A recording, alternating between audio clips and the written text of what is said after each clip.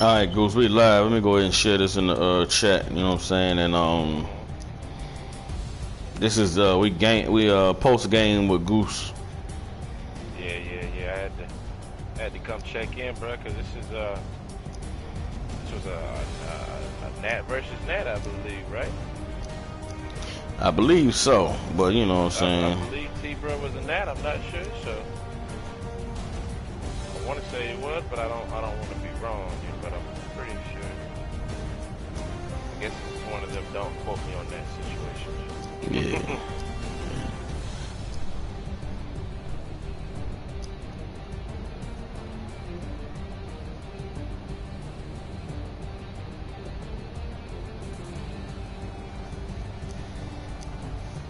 All right, Goose, we good to go, man. We live. You know what I'm saying? Posted in the chat and everything. Good. Yo, first of all, I guess I got to do the intro right out of the post. Yeah. It's your boy. check. It's your boy, Goose Gamer. Yo, I had to pull up for the post game, man. I ain't gonna lie, low-key had my eye on this game, bro. Just, I knew I wasn't gonna be able to catch the game, you know, but I just had to come check the stats. This is not what I expected, man. So I had to check in right away, and you know, you gave it a heads up on some of the plays because I was looking at the stats. I'm like, yo, where did the game go, man? So I wanted to kind of catch up with you if I could. You got a moment? Yeah, what's good, man? Y'all know what it is. It's the main man, Dramaman. You know what I'm saying? Salute to the PML squad. You know what I'm saying? Salute to the Gaming Wild Black crew. You know what I'm saying? I'm on here with my man, Goose, man. Had a big game against the Chicago Bears. You know what I'm saying? It's a rematch from last year. This is a third place matchup. You know what I mean? NFC East. I came in third place. He came in third place in the NFC North last year.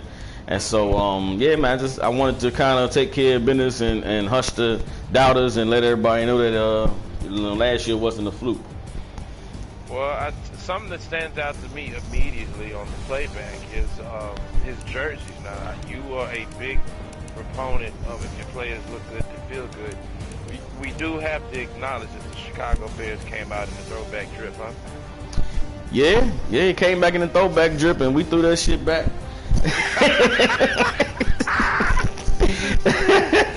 I just had to acknowledge that. Now, I've kind of kept up with the Bears a little bit, haven't played them, but just, you know, kind of, just trying to keep up with the league. Other users had noticed his passing schemes. You know, people felt like, you know, there was something that was kind of a strong suit. And so, just off rip, 5 interceptions. Talk to me, man. Was it scouting? Was this, because I know I've played you before. I know you have the defensive back. So kind of talk to me how you guys would approach the game then. Well, you know, this season I kind of taken an approach to just playing my game versus trying to play my opponent. And with some of the moves I made in the off season, I have more of a zone coverage defense now. So it's been kind of difficult for me to get out of the stubbornness of wanting to run some man. I'm the type of guy, I want to do the thing that most people try to shy away from. And so I've been running a lot of man up until this season, but now with the team I have, I can't really sit back like I have been. And so I would credit a lot of these a lot of the big plays my defense made to my ability to adjust as a coach and to play more zone, and it really took away a lot of the things that he was looking for. And you know, hey, we was able to make it do what it do. Okay, awesome. That's good. The Henry trade, I saw that he got busy for you. I know that trade received a little bit of scrutiny. You know, I mean, 48 yards, that's not crazy, but when it produces a touchdown, I think that it's notable. And you did throw for 172, and I can't knock the 48 yards because you only had 82 yards rushing. So that means that he did, you know, carry most of the load there for you. And especially if I could, especially in the first half, Henry was able to, you know, he was a tone setter for the offense. He really allowed our offense to, you know, control the clock and control the ball. He's big on short yardage situations, and really having him on the team just gives me another threat that I didn't have before. I feel like in this game, what balanced my offense was the need to respect my wide receivers. You know, the trades I made, I got me a couple wide receivers that are dangerous in the one-on-ones. Yeah, I was actually going to talk about that. And having those guys just on the field makes it so that my opponent, has to respect them, especially in the short yardage situations. There's a couple plays I had, inside the 20 where I know for a fact the defense was able to be more spread out because there was a need to have to respect my wide receivers. And so I'm very satisfied with the trade that I made for Henry. I know a lot of people might have thought he's giving up the best tight end in the game, a guy that he uses a lot, but again, my ability to adapt and adjust is showing forth with me making the most out of the guys that I got in that trade. Gotcha. Well, you over there in the NFC, East with the NFC Beast, so that'll be put to the test. But that's also part of picking up wins in the non-divisional games, right? So that you can help balance that.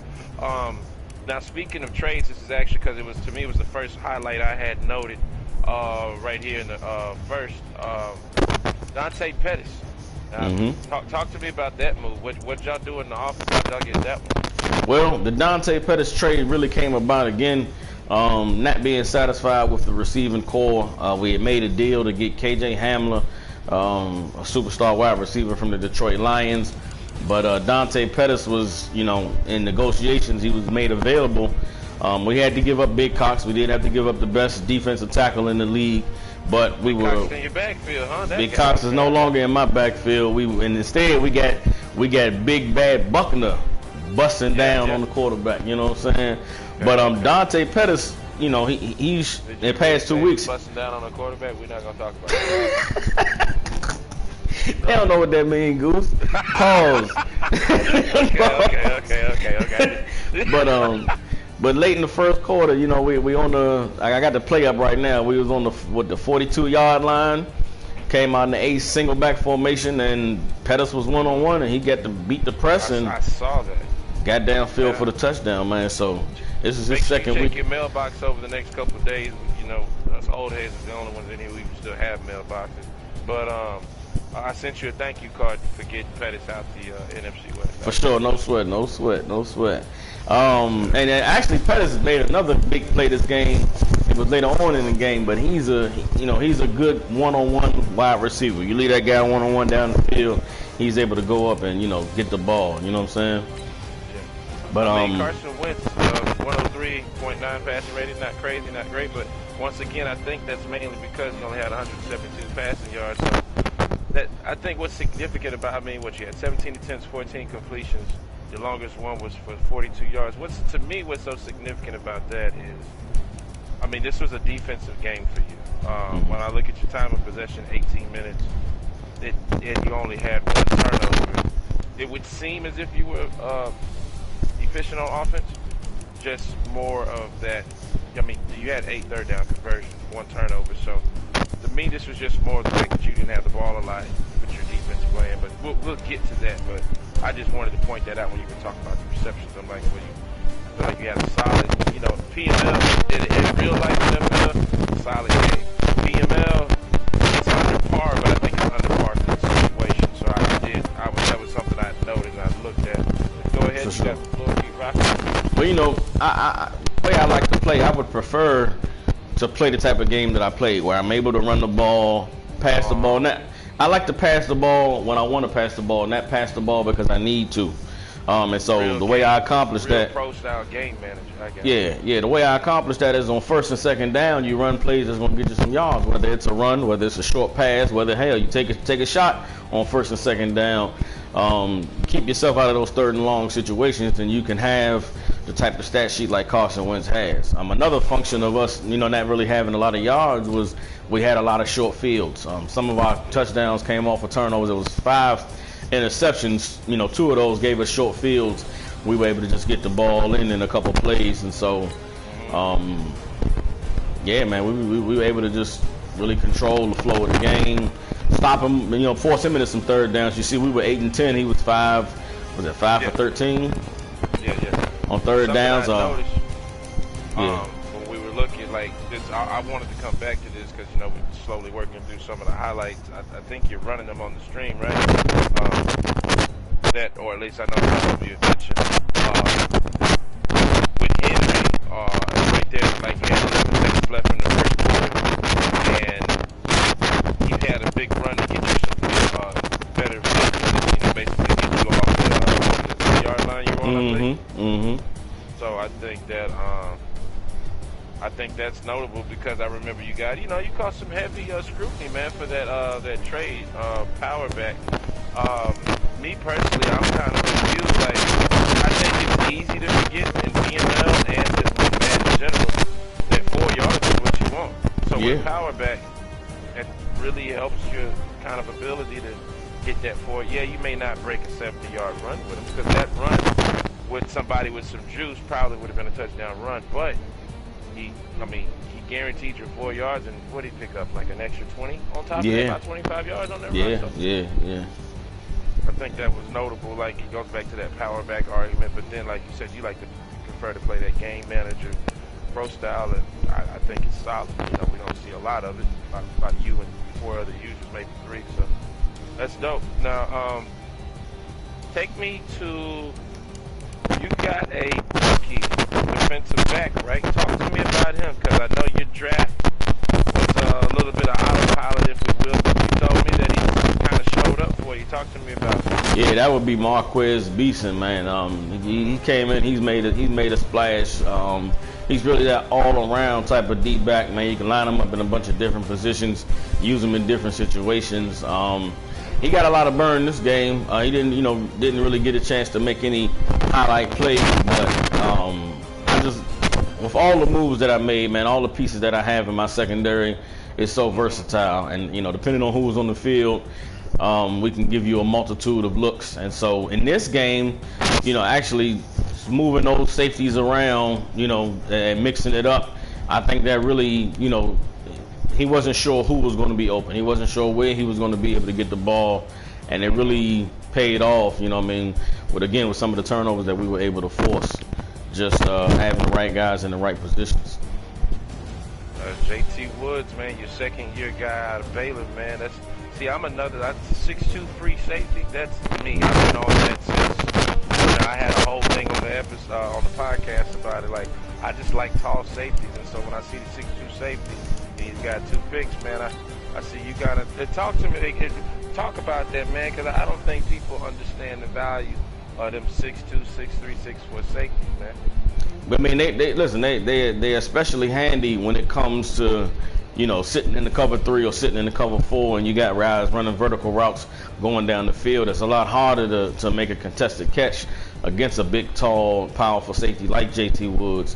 And if anybody goes and checks out the stream, I'm not able to pull the plays up, but if you go check out the game, JT's versatility really made me allowed me to make some big plays. If you go to the fourth quarter, 8-minute and 43-second mark, on a 3rd down and goal, I was able to use a JT Woods and really, I was able to damn near, if you ever see a baseball game and you see a runner caught between 2 plates and they're like throwing the ball back and forth. Well, JT in essence did that. I had Trubisky rolling out to the left, had a wide receiver I was covering standing on the goal line, and he faked like he was going to run up with Trubisky, and I faked like I was going to run up to tackle him, and then I dropped back, he threw it, caught the interception, and 94 yards later, JT was in the touchdown, in the end zone for a touchdown. You know what I'm saying? You baiting him, who's going to get the win, huh? Exactly.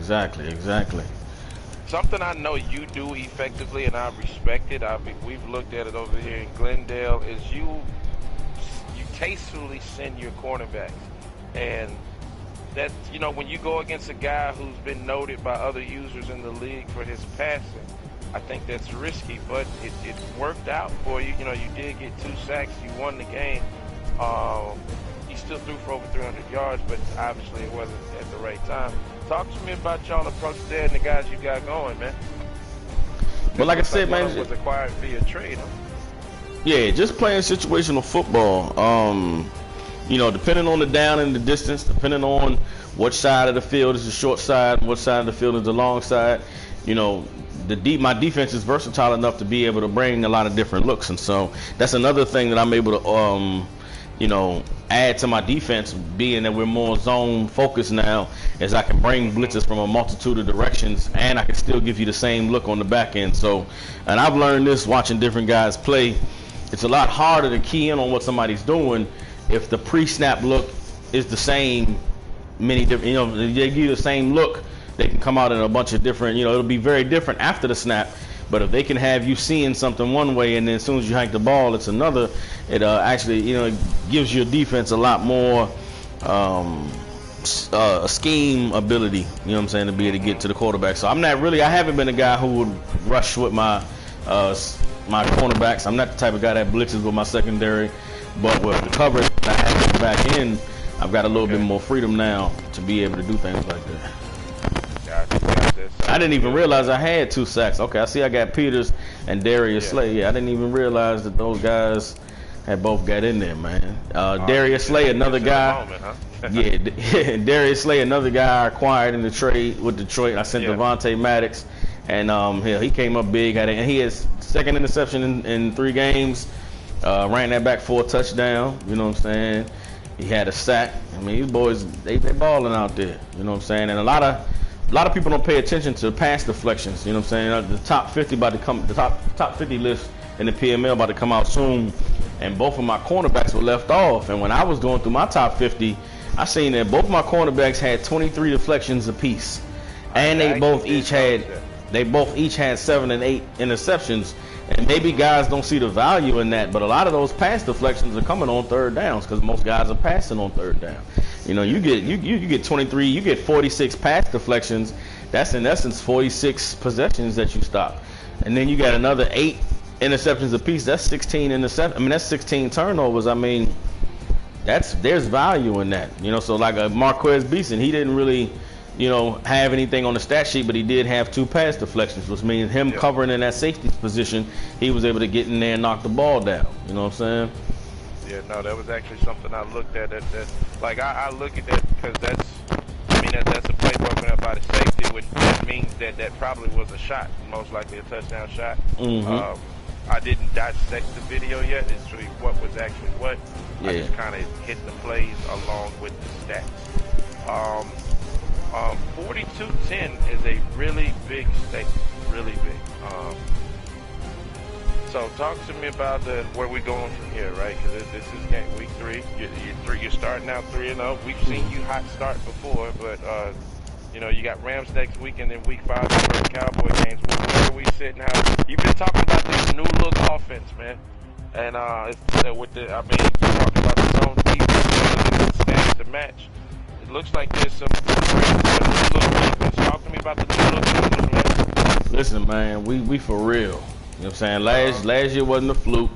Regardless of how questionable people may think, Gus getting to the playoffs was, this is a team, a force to be reckoned with. I'm really not afraid of anybody else that's left on my schedule.